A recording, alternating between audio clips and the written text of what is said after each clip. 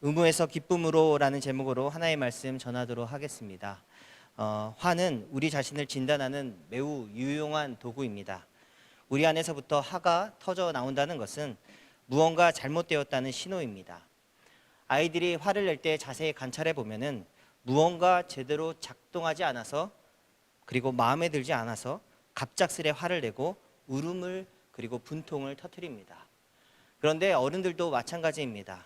그것이 육체이든 마음이든 무언가 제대로 내 뜻대로 작동하지 않을 때, 내 마음에 들지 않을 때 미친 듯이 화가 올라옵니다. 그러므로 반드시 기억해야 합니다. 화를 내고 성낸다는 것은 무언가 내 자신이 혹은 내 마음이 잘못되었을 수도 있다라는 신호입니다. 요나는 선지자입니다. 그런데 화가 나 있습니다. 당연히 선지자이니까 그의 분노를 거룩한 분노라고 선뜻 생각할 수도 있습니다. 하지만 1절에 그가 매우 싫어하고 성내는 그 대상이 여호와입니다. 하나님을 향하여 화를 내고 있습니다. 요나 선지자가 화가 나 있는 것은 요나가 극도로 싫어하고 미워하던 대상 아수르 사람들을 용서하시고 품어주시는 하나님이 지금까지 행하신 그 모든 과정에서 요나를 화나게 했다는 것을 요나가 이야기하는 것입니다. 3장에 보면은 요나는 아수르 니느웨 성읍에서 하나님의 말씀을 하루 동안 전합니다. 3장 4절에 보면은 요나가 그 성읍에 들어가서 하루 동안 다니며 외쳐 이르되 40일이 지나면 니느웨가 무너지리라 외칩니다. 하지만 바로 위에 3절에 보면 니느웨는 큰 성읍이라 사흘 동안 걸을 만큼 크다라고 언급되어 있습니다. 그래서 두 가지가 예상 가능합니다.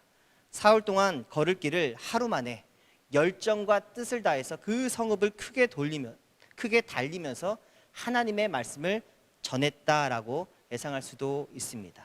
그러나 다른 하나는 딱 하루 길만 4분의 1만 전하고 만 것입니다. 후자의 가능성이 큽니다. 어떻게 보면 대충 성의 없이 전한 말씀을 듣고 니느웨 4분의 1에 해당하는 사람들이 믿고 회개하며 금식을 합니다. 그리고 이 일이 전해지고 또 전해져서 6절에 니느웨 왕의 귀에 들어갑니다. 니느웨 왕도 동일한 가난한 마음을 품고 전 백성들에게 조서를 내립니다. 6절과 7절 그 일이 니느웨 왕에게 들림에 왕이 보좌에서 일어나 왕복을 벗고 굵은 베옷을 입고 제 위에 앉으니라. 왕과 그의 대신들이 조서를 내려 니느웨에 선포하여 이르되 사람이나 짐승이나 소떼나 양떼나 아무것도 입에 대지 말지니 곧 먹지도 말 것이요 물도 마시지 말 것이며 8절 같이 읽습니다. 시작. 사람이든지 짐승이든지 다 굵은 베옷을 입을 것이요 힘써 하나님께 부르짖을 것이며 각기 악한 길과 손으로 행한 강포에서 떠날 것이라. 그리고 그 결과 하나님은 10절에 그들을 용서하시고 품으십니다.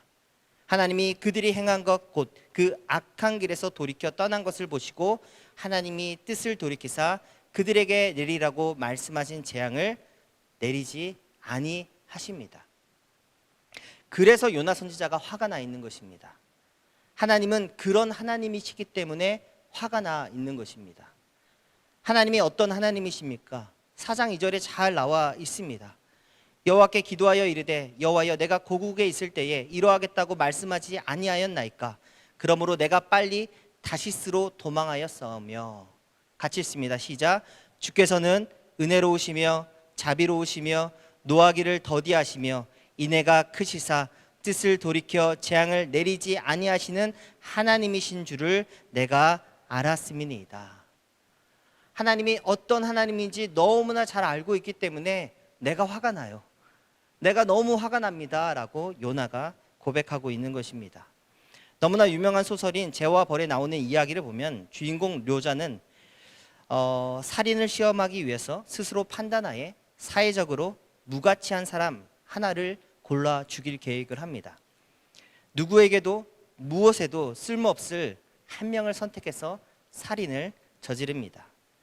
그런데 놀랍게도 살인을 행한 후 주인공 남자는 그의 존재의 근원이 강하게 흔들리게 됩니다. 아무 상관도 없고 사회적으로 가치 없다고 생각한 사람을 죽였는데 인간 자체가 가지고 있는 그 안에 무한한 가치 그리고 충만한 영광으로 인해서 주인공이 충격에 빠지게 됩니다. 그런데 오늘 요나 선지자는 자신이 아주 적게 수고한 일로 인해서 수백에서 수만의 생명이 죽음과 멸망을 보지 않고 살게 됩니다. 그런데 그 일로 인해서 기뻐하며 감격하는 모습은 전혀 없고 요나는 하나님의 인간 사랑하심에 대해서 오히려 분노를 품고 있습니다. 제와벌 소설에 나오는 주인공은 그 마음이 오히려 끔찍한 만행을 살인을 저지르고 난 이후에 여러 가지 다양한 사건과 또한 순수한 영혼을 가진 사람들을 만나는 일들을 통해서 주인공 그 사람이 인간 자체가 지니고 있는 영적인 깊이와 높이에 눈을 뜨게 됩니다. 소설의 내용이 조금은 어렵지만 그렇게 흘러갑니다. 그리고 이러한 소설의 내용이 묘한 감동을 우리에게 줍니다.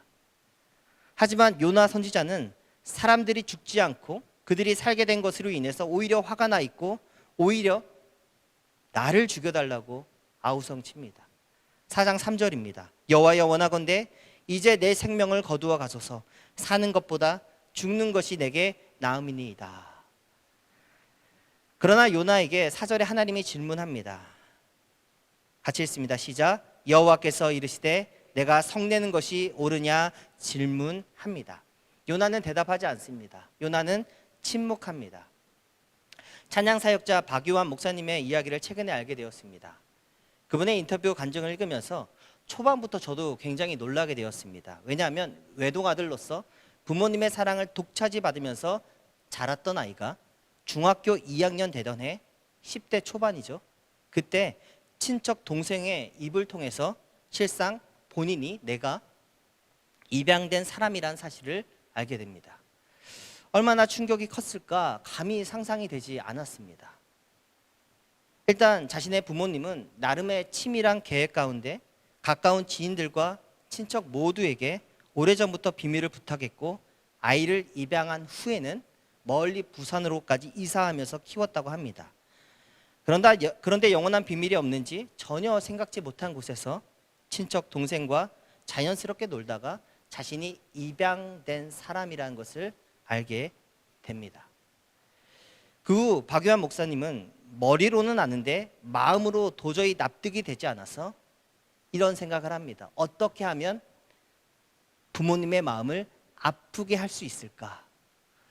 그렇게 10대 시절을 보내면서 삐뚤어지고 일탈을 했다고 합니다. 그러나 그가 다시 제자리로 돌아오게 된 계기는 어머니의 눈물 어린 기도에 설득을 당하여 지금의 자리에 올 수 있다라고 이야기를 합니다. 지금 요나 선지자의 마음이 어느 삐뚤어진 일탈을 일삼는 늦은 오춘기의 마음과 비슷합니다. 어떻게 하면 하나님의 마음을 아프게 할 수 있을까? 하나님은 자비롭고 은혜롭고 노하기를 더디하시는 하나님을 알면서 알기에 어떻게 하면 하나님의 기분을 나쁘게 할 수 있을까 애쓰고 용쓰는 모습처럼 보입니다.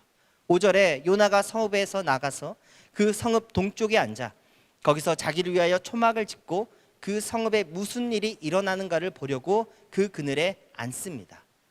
지금 요나가 명당 좋은 그늘의 자리를 잡은 것은 그 성읍에서 이루어지는 회개 그리고 눈물 짓는 그 꼬락서니를 보려고 자리를 잡은 것입니다. 매주 금요일이면 저녁 9시 30분 정도에 2주에 한 번 정도 중고등부 선생님들과 줌으로 온라인으로 기도회를 갖습니다. 기도도 하고 주일날 있을 말씀에 대해서 나눔을 갖습니다. 지난 금요일 저녁에는 요나 선지자에 대한 나눔을 가졌습니다. 30분이라는 시간이 부족했습니다. 그래서 30분을 더 연장해서 1시간 넘게 요나에 대해서 그 요나가 요나와 같기에 매우 심각하게 그리고 즐겁게 토론을 했습니다. 중간에 선생님들에게 질문을 했습니다. 그래도 요나 선지자의 장점, 그럼에도 불구하고 요나 선지자의 이런 점이 부럽다 하는 점이 있습니까? 질문을 했습니다. 전혀 기대하지 않고 한 질문이었는데 돌아온 대답은 어쨌든 하나님에 대한 확신, 살아계신 하나님에 대한 저 엄청난 확신이 부럽다, 닮고 싶다 하셨습니다. 또한 어떻게 저렇게 하나님께 대들 수 있는지 좀 놀랐고, 저런 믿음과 확신은 닮고 싶다 이야기 하셨습니다. 사실 좀 그렇습니다. 아니 어떻게 저럴 수 있을까? 살아계신 하나님에 대한 확신, 그런데 거기다 대들기까지 합니다. 이 사람 도대체 무엇이? 그런 이야기를 나누었습니다. 그래서 질문을 바꿨습니다. 다시 질문했습니다. 그러면 요나 선지자가 나의 동역자라면 어떠실 것 같습니까? 라고 질문했습니다. 성도 여러분, 요나 선지자가 나의 동역자입니다. 어떨 것 같습니까? 예를 들자면 동역자였던 바울과 바나바는 사람 세우는 일, 마가 한 사람을 데리고 다시 선교지를 나가느냐 마느냐 하는 문제로 다투고 싸워서 서로 다른 배를 빌려서 거기서 헤어집니다. 신중하게 대답해 보시기 바랍니다. 요나 선지자가 나의 동역자입니다. 단 하나, 요나 선지자와 나의 공통점이 하나 있다면 저 아수르 니느웨가 죽도록 믿고 싫은 것은 동일합니다. 나도 싫고 너도 싫습니다. 과연 나는 요나 선지자와 어떤 동역을 혹은 어떤 선택을 하실 것 같습니다. 하실 것 같습니까? 1번, 요나와 함께 도망친다. 2번, 요나를 설득하여 함께 니느웨로 간다. 3번, 요나와 싸운 후 나만 니느웨로 간다. 4, 홀로 니느웨로 왔지만 꼴 보기 싫은 그 땅에서 침묵 시위를 한다. 5번, 나중에 온 요나가 억지로 순종하는 모습을 보고 저 멀리서 혀를 찬다. 조금은 상상력을 발휘해서 대답을 만들어 봤지만 생각보다 우리 주변에는 요나처럼 적극적인 불순종을 하는 사람보다는 교묘하게 겉으로는 순종하는 듯 보이지만 그 땅 거기에 가서 침묵 시위를 하는 성도들이 꽤 많습니다. 거기 그 땅까지는 가지만 거기에서 그 사람들을 전혀 사랑하지 않습니다. 그리고 전혀 마음과 애정을 주지 않는 불순종을 합니다. 하나님이 그 땅, 그곳, 그 성전, 그 집으로 우리를 보내신 것은 사랑하고 대화하라고 보내셨지만 우리는 침묵합니다. 이러한 수동적인 순종을 합니다. 마치 마태복음 21장에 예수님이 예로 드신 두 아들과 같은 모습입니다. 28절에 너희 생각은 어떠하냐? 어떤 사람에게 두 아들이 있는데 맏 아들에게 가서 이르되 얘 오늘 포도원에 가서 일하라 하니 대답하여 이르되 아버지 가겠나이다 하더니 가지 아니하고 둘째 아들에게 가서 또 그와 같이 말하니 대답하여 이르되 실소이다 하였다가 그 후에 뉘우치고 갔으니 그 둘 중에 누가 아버지의 뜻대로 하였느냐? 예수님이 질문하십니다. 사실 두 아들 다 마음에 드는 순종을 하지는 않습니다. 그럼에도 불구하고 뉘우치고 순종한 사람을 하나님은 칭찬하시고 이끌어 주시는 것입니다. 지금 하나님께서 본격적으로 요나를 향한 레슨을 시작하십니다. 6절 같이 한번 읽어보도록 하겠습니다. 6절입니다. 시작. 하나님 여호와께서 박넝쿨을 예비하사 요나를 가리게 하셨으니 이는 그의 머리를 위하여 그늘이 지게 하며 그의 괴로움을 면하게 하려 하심이었더라. 요나가 박넝쿨로 말미암아 크게 기뻐하였더니. 여기 6절에서 8절까지의 말씀을 살펴보면 하나님이 예비하시다라는 단어가 3번 반복됩니다.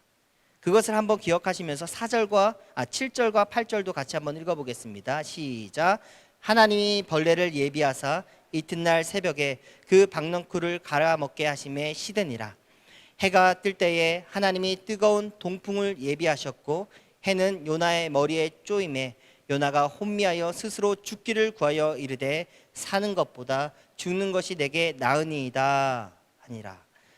하나님이 박넝쿨을 예비하셨고 하나님이 벌레를 예비하셨으며 하나님께서 뜨거운 동풍까지도 예비하셨습니다.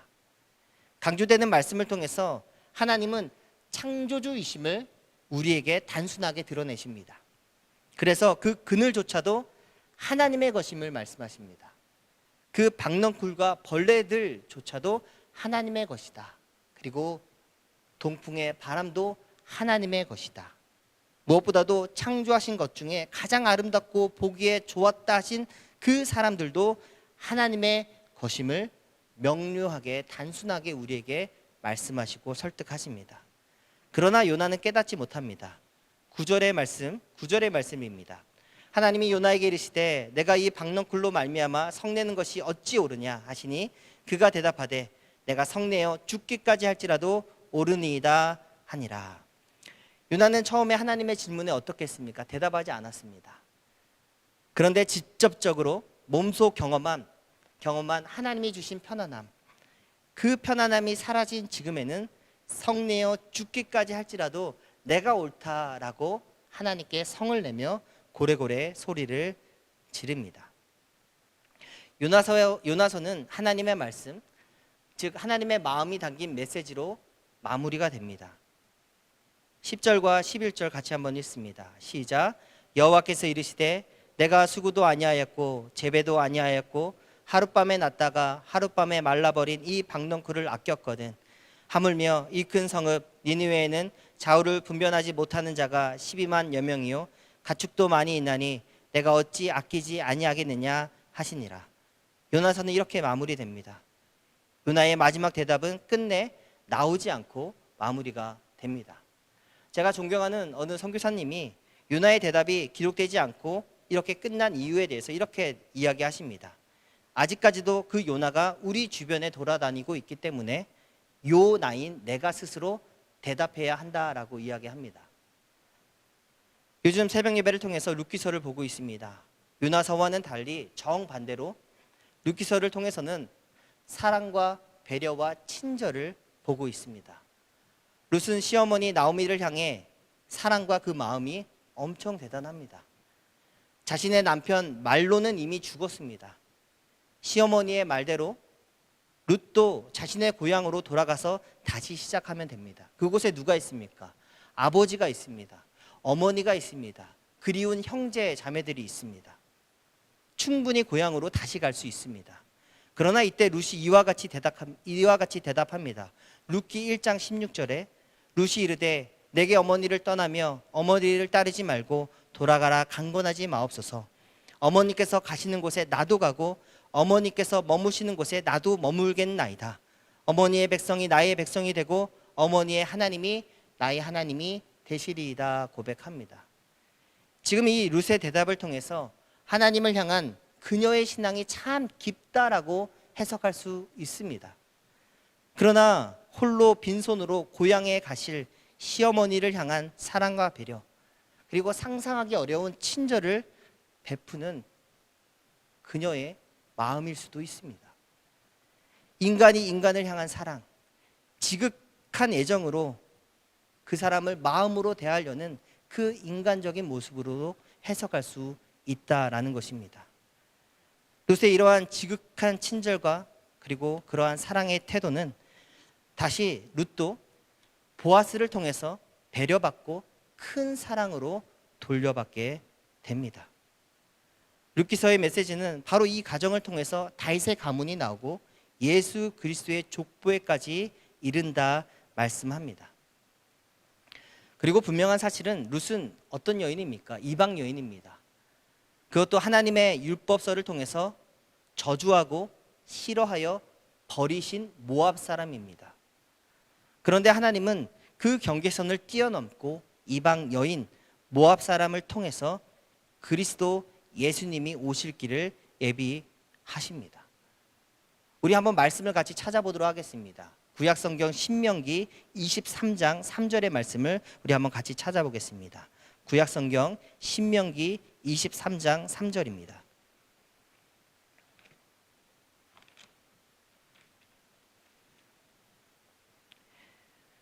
신명기 23장 3절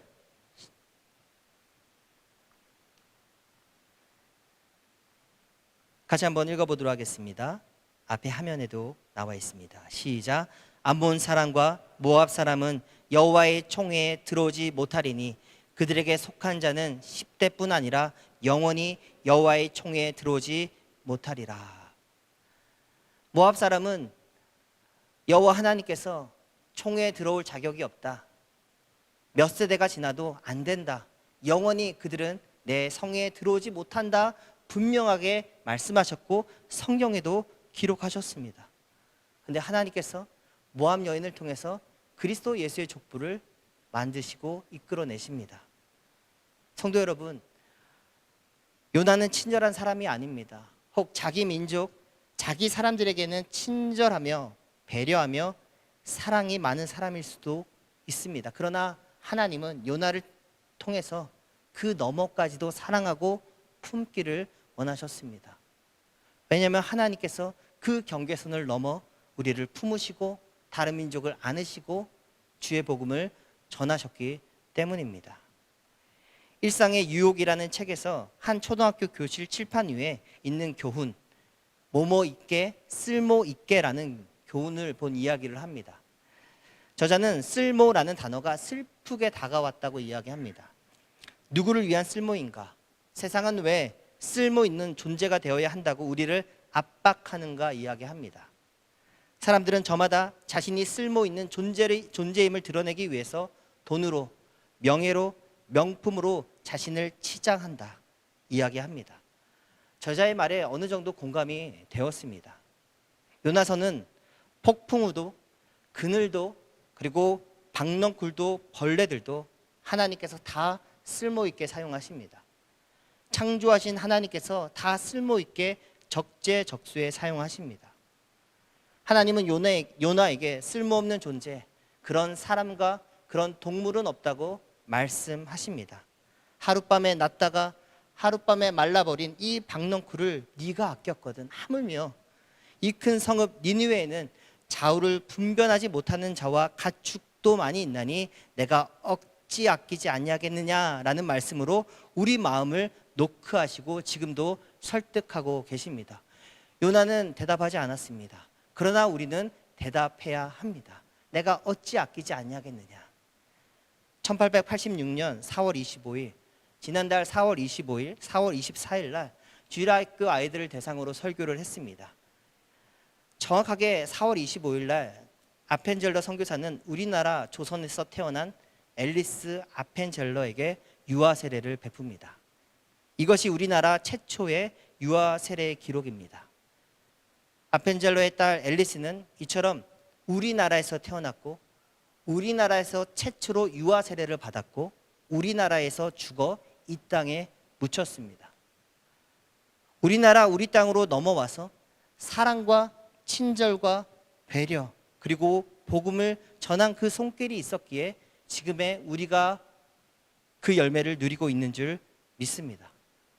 하나님은 지금도 우리가 그 경계선을 넘어서 그 땅과 그곳으로 가서 사랑과 친절을 베풀기 원하십니다. 혹시라도 내 마음 가운데 도저히 넘지 못하는 보이진 않지만 그 경계선과 장벽이 있다면 넘어가기를 위해 기도하시기 바랍니다. 그리고 침묵하지 마시고 사랑의 손길을 전하고 배려와 친절을 베풀 수 있기를 소망합니다. 요한복음 12장 24절에 내가 진실로 진실로 너에게 이르노니 한 알의 밀이 땅에 떨어져 죽지 아니하면 한 알 그대로 있고 죽으면 많은 열매를 맺느니라. 그 사랑의 열매를 먹고 누리지만 마시고 우리 밖으로 나가서 함께 전하고 그리고 그 하나님의 사랑 때문에 감사하고 기뻐하고 감격할 수 있으면 좋겠습니다. 사실 저도 말씀을 준비하면서 특별히 우리나라에 온 선교사님들이 머리로는 이해가 됩니다. 그런데 마음으로는 가끔 납득이 되지 않습니다. 어떻게 그 먼 나라까지 와서 사랑을 전하고 그리고 이 땅에서 죽기까지 했을까? 그러나 그들이 그렇게 할 수 있었던 것은 그리스도의 피 묻은 사랑이 그들의 마음을 적셨기 때문인 줄 믿습니다. 이 시간에 우리가 함께 묵상하고 기도해야 될 것은 그리스도의 피 묻은 복음이 우리 마음을 점령하길 소망합니다. 그 사랑으로 넘어갈 수 있었으면 좋겠습니다. 경계선을 넘어가서 내 가족도 사랑하며 내 이웃을 사랑하며 그리고 등졌던 이들까지도 두드리고 사랑하고 품을 수 있는 복음의 메신저 되기를 소망합니다.